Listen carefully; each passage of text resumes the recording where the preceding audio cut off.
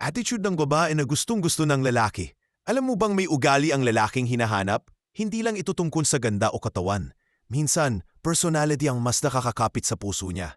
Paano mo siya mapapahabol ng kusa at totoo? Mag-subscribe at i-follow para malaman mo ang sikreto. Tip 1. Pagiging masayahin. Mas gusto ng lalaki ang babaeng laging masaya. Halimbawa, kahit umulan, tatawa ka at mag-e-enjoy. Positive energy mo ang dahilan bakit gusto ka. Nakakahawa ang saya mo sa mga tao. Magaan kang kasama at hindi ka nakaka-stress.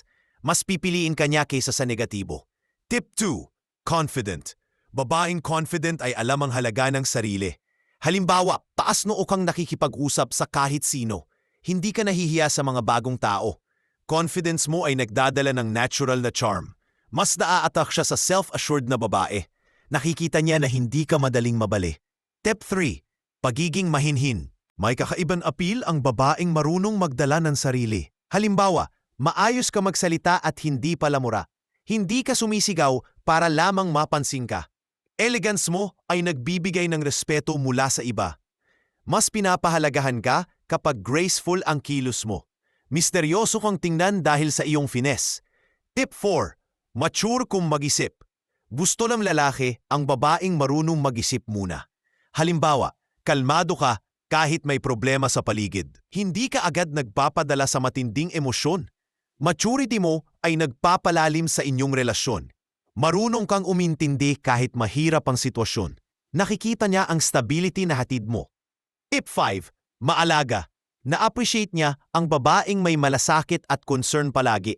Halimbawa, tinatanong mo kung kumain na ba siya. Ginagawa mo ito kahit hindi siya humihingi. Small gestures mo ang nagpapasaya ng kanyang araw. Alaga mo ay nagpaparamdam ng tunay na halaga. Mas gugustuhin kanyang alagaan pabalik. Tip 6. Pagiging matalino. Nakaka-attract ang babaeng may alam sa maraming bagay. Halimbawa, kaya mong mag-share ng interesting life lessons. Kaya mong makipag-usap sa iba't ibang topic. Wisdom mo ay nagpapalalim sa inyong koneksyon. Hindi boring ang usapan kapag ikaw ang kasama. Nai-inspire siya sa katalinuhan at pagiging witty mo. Tip 7. Maayos, maganda at malinis manamit. Presentable ka kahit simpleng lakad lang ang pupuntahan. Halimbawa, nakaayos ka at malinis ang iyong bihis. Effort mo ay nagpapakita ng respeto sa sarili. Mas naa-attract siya kapag maayos ang presentasyon mo. Hindi kailangan magarbo, basta neat at bagay. Style mo ay nagdadagdag sa charm mo. Tip 8. Pagiging magalang sa magulang at nakatatanda. Hinahangaan ka niya kapag marunong kang magtakumbaba palagi. Halimbawa, magalang kang nakikipag-usap sa kanyang mga magulang. Alam mo ang tamang tono at galaw. Nakikita niya na may respeto ka sa pamilya. Magandang reflection ito sa values at upbringing mo. Mas naiisip niyang ikaw ang babaeng para sa kanya. Attitude ang susi para mas tumagal ang relasyon. Hindi mo kailangang magpanggap para mahalin ka niya.